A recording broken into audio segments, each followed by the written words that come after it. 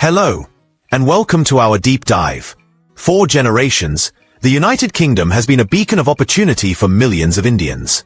A place to study, to build a career, to create a new life. The ties between our two nations are deep, woven into the very fabric of British society, from the National Health Service to the vibrant culinary scene. But a harsh new reality is dawning for the Indian community in the UK.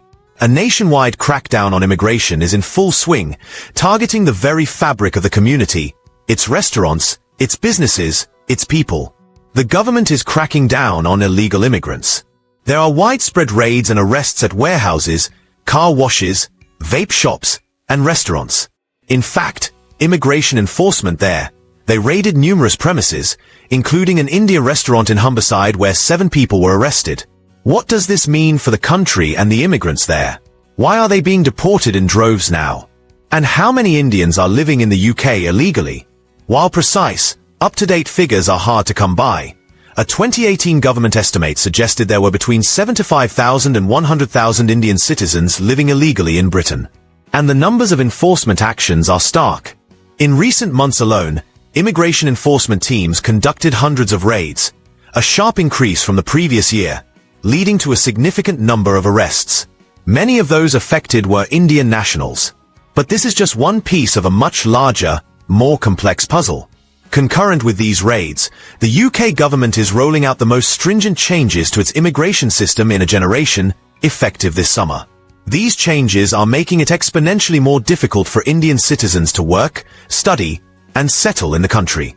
This one-two punch of aggressive enforcement and restrictive legislation reflects a seismic shift in the government's attitude. It's a shift so profound that it's prompting a mass exodus, with data revealing a clear trend of Indian nationals leaving the UK. So what is going on? Why does it seem like the UK no longer wants Indian migrants? Today we are going to dissect the government's new playbook rule by painful rule. We will explain exactly how the dream of a life in the UK is being dismantled for so many. And we'll explore the deep contradiction of a government that signs a major trade deal with India with one hand while pushing its people away with the other. This is the story you need to understand. To get to the bottom of this, we have to look at the blueprint. Recently, the government published a white paper, a formal policy document with a title that leaves no room for doubt. Restoring control over the immigration system. This isn't just tinkering around the edges. It's a complete overhaul designed with one primary goal: to cut net migration and to do it fast. Let's break down the key changes set to take effect this summer that will have the biggest impact on Indian citizens. First, the very definition of a skilled worker has been rewritten. For years, the skilled worker visa required a job offer in an occupation at a skill level equivalent to A-levels in the UK. This covered a broad range of valuable professions, but that door has now been slammed shut. The government has raised the minimum skill level required to the equivalent of a university degree. This single change is devastating. It immediately disqualifies countless roles, with a vast number of occupations being made ineligible. Think of the highly talented chefs who have made Indian cuisine a cornerstone of British culture. Under these new rules, unless their employer can rigorously prove to the Home Office that the head chef position in their specific restaurant absolutely requires a graduate-level intellect, they will no longer be eligible for a visa. The same goes for many other vital roles in IT, hospitality, and trades that don't typically require a degree. The pool of eligible jobs has shrunk dramatically overnight. Second, a critical lifeline for many has been severed. The visa route for social care workers is being closed entirely to new overseas applicants from this summer. This is a monumental change. The UK's National Health Service and private care sector have been struggling with immense staff shortages and have relied heavily on migrant workers, including tens of thousands from India, to care for the country's most vulnerable people. It was seen as a stable, accessible, and noble path to a life in the UK. While those already here on this visa can extend their stay for a few more years, the government is phasing the route out completely. For anyone new hoping to come and work in care, that pathway is now a dead end. Now, for what is perhaps the most psychologically brutal change. The long-term goal for most migrants is settlement or indefinite leave to remain. It's the point at which you are no longer temporary. You can truly call the UK home. For years, the standard journey to settlement was a set period. The government is doubling it. The standard qualifying period for settlement is being extended to a full decade for most visa holders, including those on the main skilled worker route. Let that sink in. A full decade of living with temporary status. A decade of visa applications, fees, and the constant underlying anxiety that your right to remain could be revoked. It makes long-term life planning, getting a mortgage, starting a family, truly integrating feel impossible. The government has mentioned a potential fast-track earned settlement for some like NHS workers, but the details remain vague and unconfirmed. For the vast majority, the message is stark.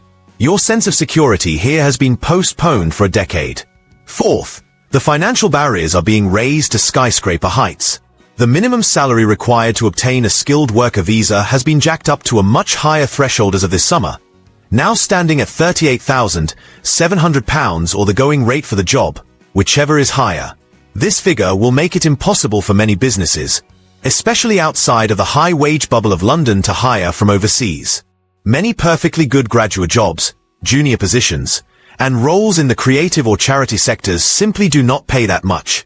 And the costs are piling up for employers, too. The fee for a certificate of sponsorship, the digital document a company needs to hire a foreign worker, has been increased. On top of that, the immigration skills charge that businesses must pay is also going up significantly. This creates a powerful financial disincentive. Faced with thousands in extra costs and a mountain of red tape, many UK companies will simply give up on international recruitment, further shrinking the opportunities for Indian applicants. Finally, the government is taking aim at the next generation. The graduate visa was a game share.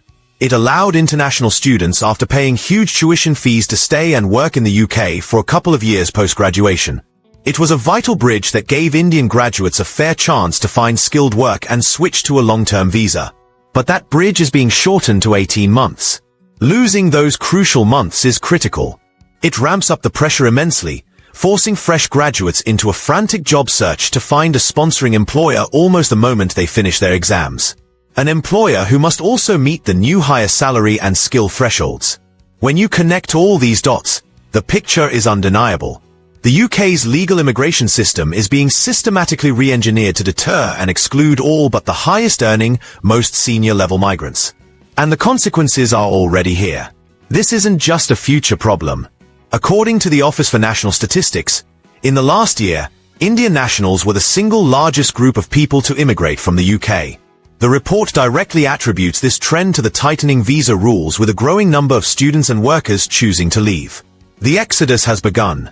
Last year, 58,000 Indians who came to study and work left the country.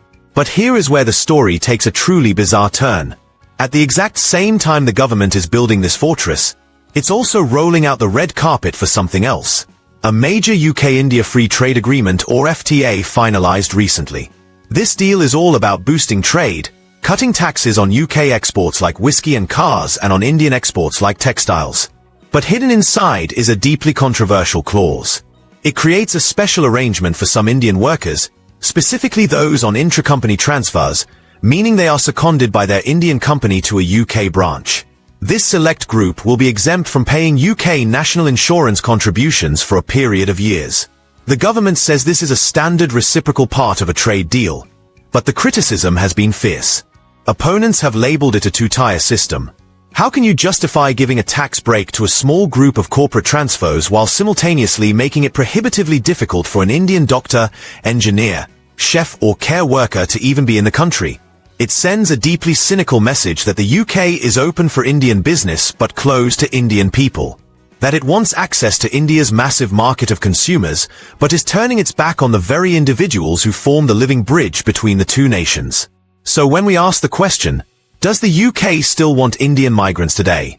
The government's actions speak louder than any words. The raids, the rule changes, the doubling of the path to settlement. It all points to a clear and deliberate strategy of deterrence. The UK is not the same country it was for migrants just a few years ago. For the millions of Indians who saw their future in Britain, that future is now in serious doubt. This is a complex and emotional issue, and we want to hear from you. Are you an Indian student or worker in the UK? How have these changes affected you or your family? Are you now considering leaving? Share your experiences and thoughts in the comments below. It's a vital conversation. Thank you for joining us for this deep dive. If you found this report valuable, please give it a thumbs up, subscribe for more analysis, and hit that notification bell so you never miss an update. We'll see you next time.